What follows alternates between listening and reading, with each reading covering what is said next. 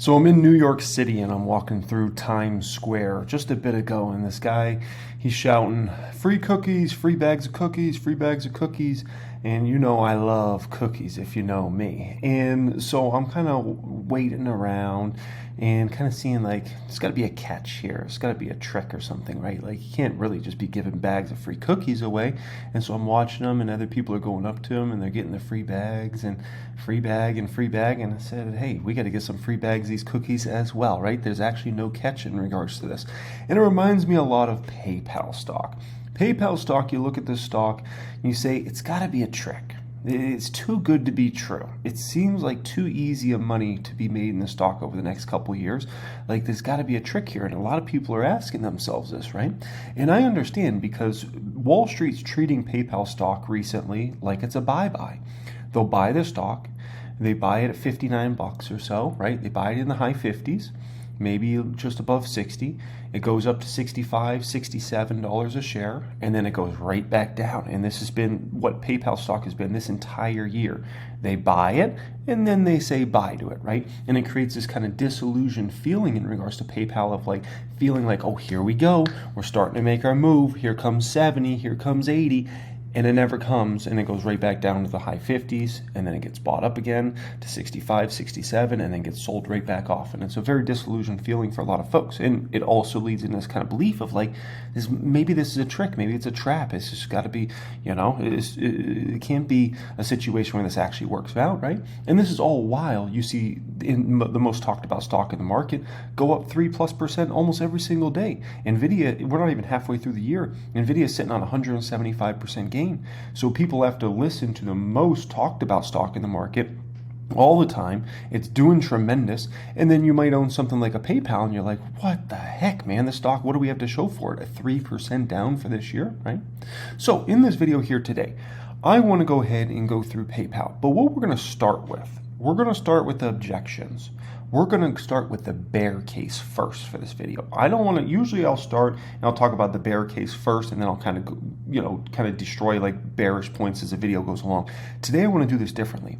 I want to start right with the bear case. And then once we go through the bear case, then we'll get into the bull case in this one. I thought this could be a great way of laying out this video here today, okay?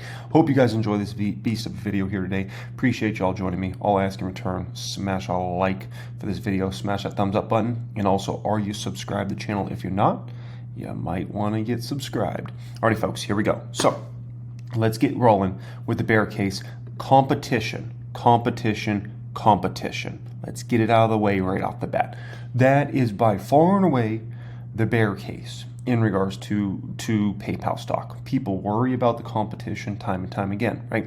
Competition. Who are the competition? Well, it could be any service that is a fintech related app could be seen as competition for PayPal overall. But I would really say the two main competitors of PayPal, you can remember PayPal they have the PayPal business, then they have Venmo, and then they additionally have Braintree, and we'll talk about Braintree in this video a little later on, okay? But in regards to competition, there's two main services that people think about. They think about Apple Pay, and they think about Cash App. Both of those products compete very differently. Apple Pay is obviously, that's really something that's exclusive to folks that use iPhone. Like that's who's really using Apple Pay at the end of the day. It's folks that are really super into the ecosystem and like to use Apple Pay overall. And if you have an Apple product, specifically an iPhone, you know how many times they bother you about using Apple Pay. It's consistent. It's right from the time you set up your phone to throughout the life cycle of having an iPhone. Apple pesters you about using Apple Pay. And set up your credit card, set up your debit card, and they try their hardest to get you integrated to use Apple Pay. Now, the real reason Apple wants you to use Apple Pay isn't so much to compete against Venmo and PayPal and to make a bunch of money off of that. It's really just to keep you more in the ecosystem. The same reason why they want you to have Apple Music, the same reason why they love you to take photos and videos. Because if they feel like if you are using your iPhone consistently for all your memories, right, which is like photos and videos, you're using it consistently as a processing transaction, right, through Apple Pay, and you're using it for your music, they feel like you're more likely to stay in the ecosystem and not view your phone as a commodity that could be switched from this company to that company. It keeps you in the ecosystem. So that's really why Apple wants you to set up that Apple Pay, and they consistently pester you about it all the time, right? Now, if we look at the top finance apps on the iPhone in the United States, for instance, we're going to see Cash App is number one. That's usually pretty consistently, it's the number one most downloaded app on a daily basis. And then number two, should come as no surprise, it is PayPal. And number three is Venmo, right? Now, right off the bat, I like that, PayPal has two products in the top three. Now, keep in mind, Apple Pay, you're not going to see that listed here, which might seem like, oh, maybe Apple Pay is not irrelevant. No, it's just Apple Pay is pre-installed on iPhones, so it's not going to show up separately as like a finance app here, okay? Then after that, you get Zelle, Capital One, JP Morgan, Chime, other products like that, right? Now, ask yourself, when did Cash App come out, right? Well, Cash App came out in 2013, so over a decade ago. So that is certainly no new product out there. When did Apple Pay come out? Well, Apple Pay came out about a decade ago. It came out in 2014. Google Pay surprisingly launched in 2011, which goes to show you that it's not all about first mover, because otherwise Google Pay would be dominating out there, and it's not. When did Zelle launch? Zelle launched in 2017, right? And Zelle's that service essentially that has most of the big financial institutions signed up for that one, right? So the moral of the story is competition's not new. It's not new. It's been around. And you got to ask yourself, well, how's PayPal done with all this competition? And I think that's a very fair question. Well, here's PayPal's revenue over time. They grow and they grow and they grow and they grow and they grow, right? So despite all of that competition I just went through there, right? Cash App and Apple Pay and all the other products, Zelle and all the other products, right? Despite all that, PayPal's done just fine for themselves with all that competition. And then in terms of growth rates for PayPal, certainly they've had stronger growth rates than recently. This was during Rona, but keep in mind during Rona, it's kind of an unfair comp because a lot of these sorts of companies' growth rates went insane in the back half of 2020 and into early 2021 during the shutdowns. Shopify's another great example of that. Amazon's e-commerce business, another great example of that, right? PayPal's another great example. So in recent years, the growth hasn't been as strong. And obviously, you also have the consumer getting hit by inflation for 3 years. But with that being said, the growth rates have actually picked up here recently for PayPal overall, which is very good to see as well, right? And also, look at here. You had a major drop-off in growth rates there, too. And then you had another big pickup, then you had another big drop-off. So just something to keep in mind. But at the end of the day, the moral of the story is the growth is higher and higher and higher in terms of revenue for this company. Now, next up here, what about net income? What about the bottom line? Because you might say, okay, competition, they might be able to fend it off in terms of they keep growing their revenue, but maybe they're killing their profitability. Because there's two ways you could really see competition. One's from the top line, one's from the bottom line. So if PayPal's profits, right, their profitability is getting destroyed because of competition, then you have a good bear thesis, right? But it doesn't look like that at all. If we go back and look at the last 4 quarters for this company, the June quarter, $1.02 billion of net income for the company. The September quarter, $1.02 billion of net income for the company. The Christmas quarter, December 2023, $1.4 billion plus of net income for the company. And the most recent quarter, $888 million of net income for the company. And that compares to $795 million of net income for this company in the same quarter last year. So it's up significantly. So clearly, we're not seeing the competition eat their revenue. We're not seeing the competition eat their net income, right? So that's that. Now, Alex Chris. If you're a bear, you might say, hey, this guy, we don't know about him. He's never been a CEO. He's only been at the company for a year now at this point in time. And so, newer CEO, they're going to say, right?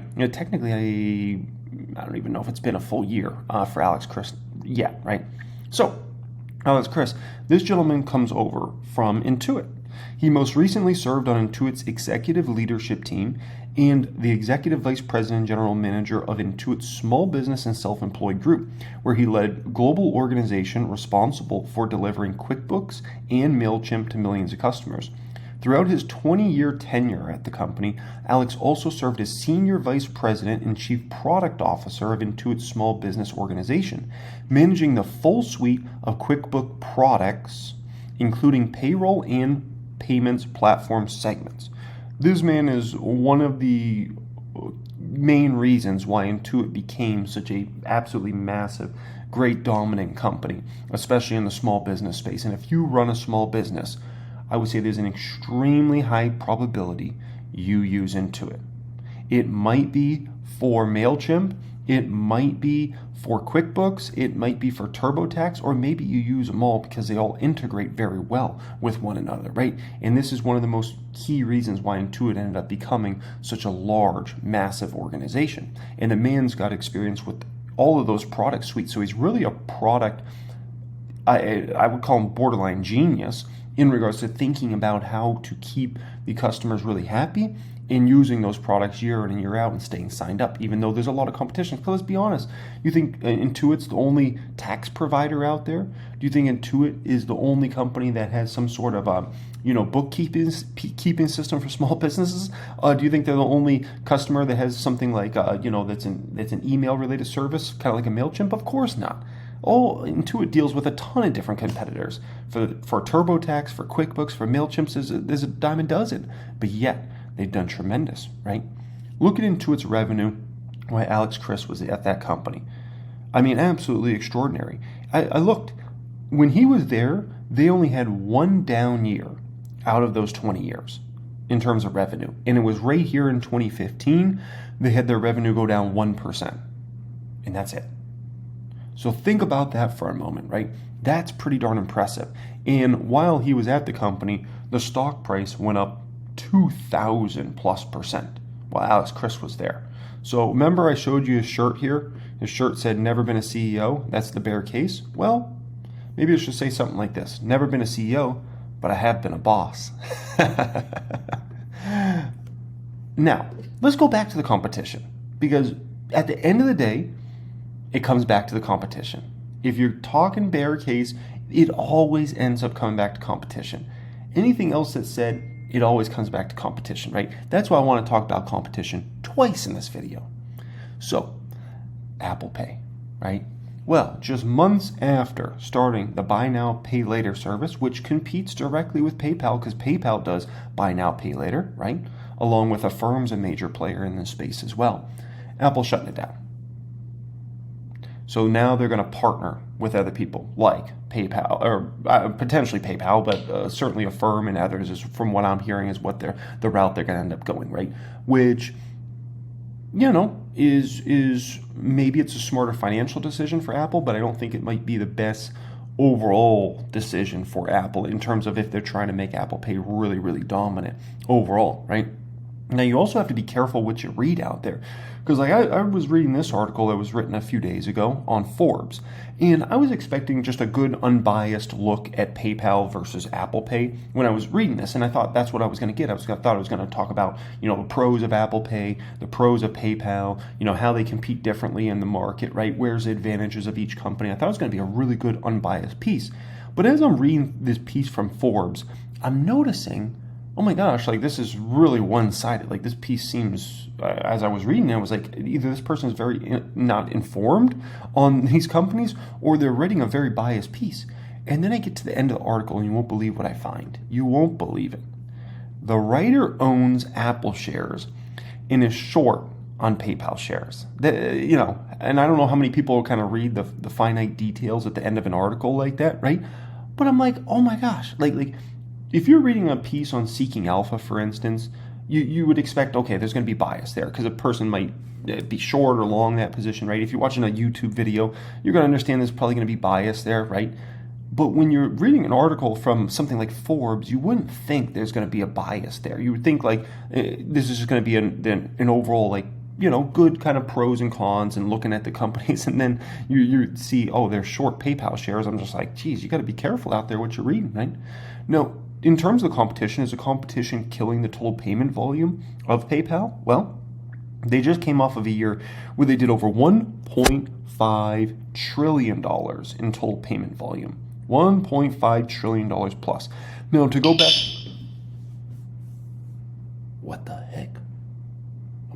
is the alarm going to go off? That was freaky, man. I was not, at my home, we don't have alarms that just start going off. That freaked me out there, man. Anyways, competition. Is a competition killing the alarms in the hotel? Oh my goodness. I was like, what in the flipping flapjacks going on here, man? Who's overcooking their flapjacks in her? Anyways, total payment volume. $936 million, and that was during the Rona year in 2020, and 1.5 trillion they did for this past year here. In terms of PayPal users, oh my goodness, this is the one place the Bears got something. The one place. Annual users went down last year. It went from 435 million to 431 million in this most recent year, right? And so I'll be honest, the Bears got something there. They could say the competition is taking PayPal users. What the flip is going on here? Hold on. Do I leave the hotel or do I stay? What do I do? Come on, man. All right, I don't know if I'm going to burn up while I'm recording this video for you guys, but hey, the video's fire, so you know it is what it is, okay? So in terms of active accounts, it's back to growth.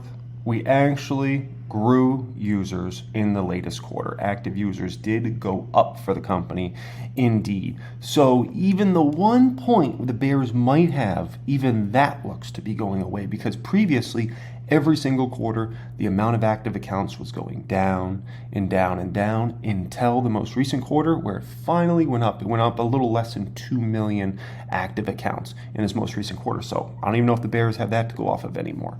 So to recap kind of from the Bear side, one, PayPal's doing just fine against competition. The numbers are proof. You know, people could talk about this, they could talk about that. At the end of the day, the numbers are the numbers. Men lie, women lie, alarm systems lie. But you know what doesn't lie? Numbers. Two, competition has always been there for PayPal and Venmo. It's nothing new. Many of these competitors have been in the market for over 10 years now at this point in time. And Alex Chris is a flipping flapjacking boss, okay? So with that being said, now we've got the bear case out of the way. Let's go ahead and let's talk a little bullish. Let's get in the bull case, okay? So I thought we would start this talking actually about Braintree, which is back-end payments for a lot of very large companies out there. Now, Braintree competes directly with Stripe. If you know Stripe, you might have heard of Braintree, right? And Stripe's the big player in the space. Braintree is kind of, you know, a much smaller player in that particular market. Now, when it comes to Braintree, this makes it very easy to integrate. So somebody could, let's say you got a website and you want people to be able to pay with their credit card, you want people to be able to pay with a debit card, you want people to be able to pay with PayPal, with Venmo, with Apple Pay, with Google Pay, right? Which, I mean, let's be honest, everybody uses all these different things nowadays, and not everybody's got a credit card. They might want to pay with PayPal, or they might not have PayPal, they want to pay with Venmo, or they might want to pay with Apple Pay, right? That's where Braintree comes in, right? And so it might look something like this. So let's say you're ordering something from an app, right? Or from a restaurant, you know, there's your options. They'll give you an option like here's Visa, PayPal, Venmo, Apple Pay. Say you're ordering a hotel room at a hotel whose alarm goes off, right? You could, you know, pay with Visa, you could pay with PayPal, you could pay with Venmo, you could pay with Google Pay or whatever. Exactly how you want to set it up is how you can have it set up, right? Now, the main kind of thing, because I was trying to look at this and trying to say, what does Braintree have that, let's say, Stripe doesn't have? Like, if let's say you're signed up already for Stripe, what would make me say, you know what, I'm going to go from Stripe over to Braintree? And I thought that was an important question. And really, I mean, it was hard to say anything other than maybe for the kind of the ability to pay with PayPal, Venmo. But from my understanding, you can, I'm not 100% sure if you can set that up with Stripe, but I know many of these other product providers you can. But the main one overarching thing is this right here. So Stripe charges 2.9%. Braintree charges 2.59%. Now, if you're talking about doing a lot of larger transactions, Braintree could potentially save you thousands of dollars a year, tens of thousands of dollars a year, or even hundreds of thousands of dollars a year, which is not a small amount of money, right? And so I thought that was kind of one differentiator. And by the way, Stripe recently This was back in February. Their valuation got pushed to $65 billion now at this point in time. So Stripe, absolutely a behemoth in the space overall. Now, if we want to compare, we can go to 1000xstocks.com and we can compare PayPal with Square. We can compare them with Affirm, right? Affirm is really the buy now, pay later massive company that's in the space, right? And Square they owns Cash App, right? So I think these are kind of good comps to kind of comp against PayPal overall. Now, when I look at this, right, Square looks fairly attractive. Forward P of 18. Now, that's PayPal has 13, but also analysts expect Square to be growing at a more rapid clip than PayPal. So, which means you would usually kind of pay a premium over PayPal. But something to keep in mind is Square also can directly benefit if Bitcoin's going up substantially in price. So if I look at like the past year, Bitcoin's made a massive move and it certainly has helped Square out. On the flip side, if Bitcoin price was to stagnate or go down, it could actually financially hurt Square. So something to keep in mind there. And then Affirm, obviously credit, right? If credit gets hit in a major way, that could definitely hurt Affirm in a major way. So just a little food for thought. And obviously Affirm's kind of financials are a mess. The company's not profitable. They're not expected to be profitable the next few years. So the way I would put it is kind of like this. Let's say we're going to go on a little plane ride, okay? I flew from Vegas to New York City, so let's say we're going to do that flight. And we've got two pilots here. And our first pilot, he says, hey, would you like to fly on my plane? It's going to be a boring flight. It's going to be a safe flight, and we're going to get there on time. Would you like to fly with him? Or we got this guy, and he says, this flight's going to be very entertaining. He says, let's see what this plane can do. We might even make it there early. Now, I don't know about you. Some of you might be interested in the entertaining flight. You might go upside down, right? I'm a little more like, I don't mind if it's a boring flight. Let's just get there safely and on time. That's fine with me, okay? That's fine with me. That's PayPal. And if I look at Square and Affirm, this is Square and Affirm, right? They're like Denzel in flight, and they're crazy, and it's going to be entertaining, but, you know, it's going to be a wild one. And so Square, because of Bitcoin, it makes it that guy, and Affirm, because of whatever happens with credit and the fact that it's a huge money-losing company, it's this guy right here, right? So that's the way I would view these overall. Now, this is important here. So what I'm showing you now is on 1000xstocks.com. I'm showing you advanced metrics. And I love having these advanced metrics on here because they show you some very important details on what's actually happening real time with the business model. So if we look at PayPal here, and we look at the trailing 12-month versus next 12-month EPS growth, right, it's at 8%. But if we look at the current quarter EPS growth versus the previous year, it's at 9.4%. So actually an acceleration there overall. I think that's worth noting, but maybe even more important is this right here. You're not going to really find from pretty much any other service out there that I know in existence, you're not really going to find a 2-year stack expected earnings per share growth. And this is looking at what analysts are expecting for the company over the next couple years, right? Which analysts usually do numbers for the next 2 years. You can find those and kind of average those out. Now, look at 2 years stack expected earnings per share growth versus 2-year stack expected revenue growth.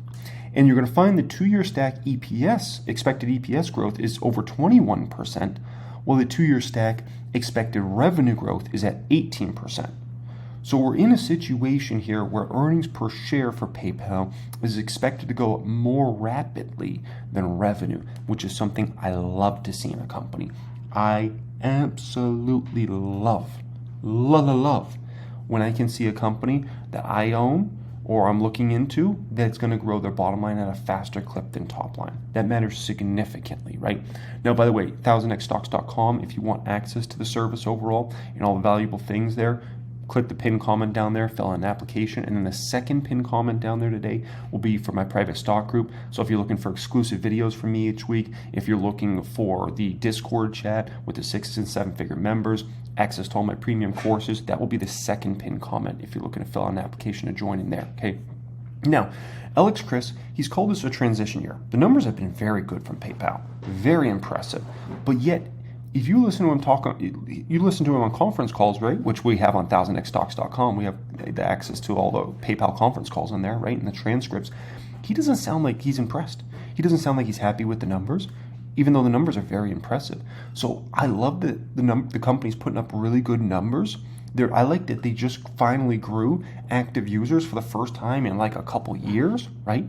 And yet, despite the great revenue growth, the great earnings per share growth, what's going on with users, total payment volume, I like that Alex Chris still doesn't view it as good enough. It's a transition year.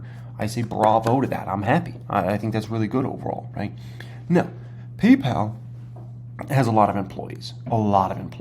And I think Wall Street wants to see this company cut to under 20,000 employees.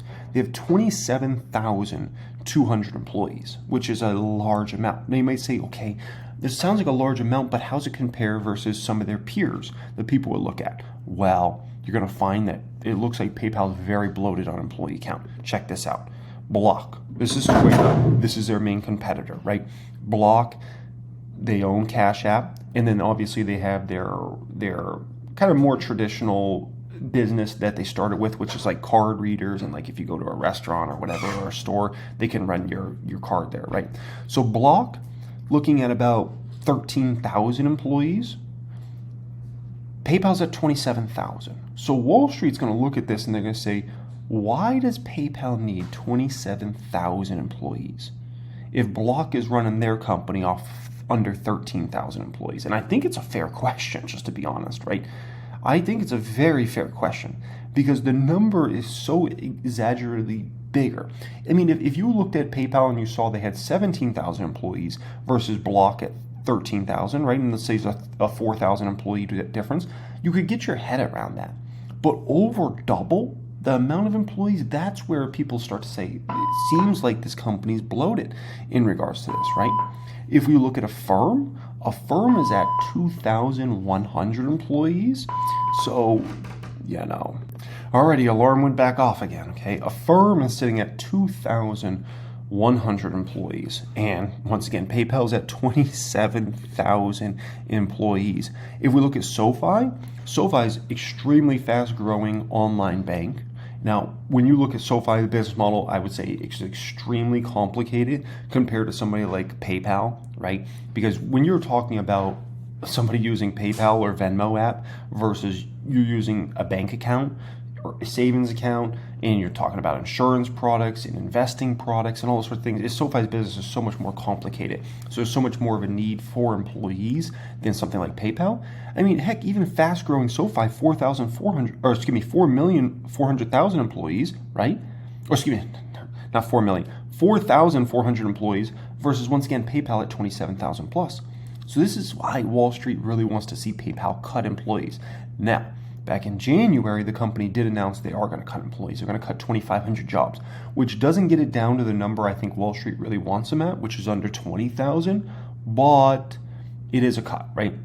And at the end of the day, earnings per share should likely skyrocket over this next year or so, because at the end of the day, this is going to reduce a ton of costs from the company. I mean, a ton of costs. 2,500 employees, that's a lot of jobs. It's a lot of jobs to be cut, and I'm telling you, with these jobs, it's not just the salary, it's the benefits that come out of a company like this. So earnings per share should likely skyrocket for this company over this next year. Now, if you look at like Meta, for instance, which is my biggest position in the public account, it's done tremendous for us. I mean, they cut nearly 20,000 employees between 2022 and 2023. So I think this is a type of cut they really want to see from PayPal, like something that's really just a crazy number. But I don't know if PayPal's going to be able to do it in terms of that epic of a cut. But that's what we're talking about. And clearly Wall Street loved that, right? And they bought up the stock left and right. And that's why the stock went from less than $100 to $500 where it's at here today, right? Now, to recap PayPal here, we have a company that's increasing their revenues. We have a company that's increasing their total payment volume, their TPV. We have a company that's increasing their earnings per share. We have a company that's increasing users in the latest quarter, which if we can see that trend continue, there we go, baby. We have a company that is not just a one-trick pony. They've got 3 core businesses, PayPal, Venmo, plus Braintree. Alex Chris is extremely focused and is very impressive. I've been extremely impressed on how he's done executing with this company so far, and it seems like he's just going to keep pushing the pedal to the metal. He wants to keep innovating, keep changing the game here. The TAM of the company is increasing, the total addressable market. These the needs for, oh my gosh, the needs for these sorts of products and services, right, is not going away. It's just getting bigger and bigger and bigger. Low P multiples. Have your attention, please. May I have your attention, please? This is your fire life safety director. We had a false alarm. Please continue with your day. Thank you and have a good day. Thank you, sir. Low PE multiples for this stock here. We see we were going to burn up. But it is what it is. Number 9, very good balance sheet plus a very good income statement on this company. And number 10, I mean, the company's going to be able to do massive share buybacks every single year for years to go in the future if they want, because they have so much profitability pouring in for this company. So you're going to be able to take massive amounts of shares off the market and be a huge buyer out there in the market overall. So that's something to kind of keep in mind as well. Now, whenever I think about a stock, I think about, at the end of the day, what's the risk reward? And I think about what are the chances I'm going to lose 50% plus of my money versus the chances I'm going to 2x my money, so making over 100%, right? And that I always think about kind of really over the next 3 years, what are the chances of that? I might be thinking longer term with my investment horizon, like I might be thinking more about 5 years, 7 years, but I really like to think about the next 3 years in terms of that loss of 50% or making a 2x. And just overall, when I look at PayPal, I see there being an extremely high probability I over 2x my money over this next 3 years. And I think there's a very low probability I lose over 50% of my money in the stock. Like, could I see PayPal being $30 a share in 3 years from now? No, I can't. And the reason being is with revenue increasing, net income increasing, I think those numbers could increase at even a more rapid clip here in future years when we're talking about this sort of share buybacks this company's going to be able to do over this next 3 years, right? When we talk about Alex Chriss being able to completely prove himself in the market, and then as time ticks on, this competition worry is going to erode, I think, more and more from the company. I think there's an extremely low probability this is like a $30 stock, let's say 3 years from now. Now, on the flip side, if I think about doubling up, I think there's a very high probability of at least doubling up, which would basically put the stock at 120. But I think there's probably a much higher probability of actually being a 3x in the stock than losing 50% plus. Like, could I see the stock at 180, 200 in 3 years from now? Yeah, and I don't see that's being a stretch at all. The stock should trade at a multiple in the 20 to 25 range, right? Which is basically, that's a double up in itself. So how does this company get to, let's say, 120 from here, which is a double up from $59, right? How does it get from there? Multiple expansion alone. This stock should be trading at a PE, forward PE more in the 20-25 range, which right now it trades at like a 12-ish, somewhere around there, roughly forward PE, right? 11, 12, depends on what you think the earnings per share will be this year. So, I mean, right there is a double up in itself. Then we could talk about all the revenue growth and the earnings per share growth that will increase at a more rapid clip over this next couple of years. Keep in mind, when these analysts are doing their numbers, when we looked at like the 2-year stack, a lot of them aren't even expecting the company to do any more employee cuts. What if they do? Like, what if they, PayPal announces another 2,500 employee cut or a 5,000 employee cut, right? Or what if, workers are always leaving a company over time? What if PayPal just doesn't backfill positions, which is a possibility, right? And that would dramatically increase earnings per share. What if PayPal leverages AI to help their business expand much more rapidly and understands like what products to serve up customers?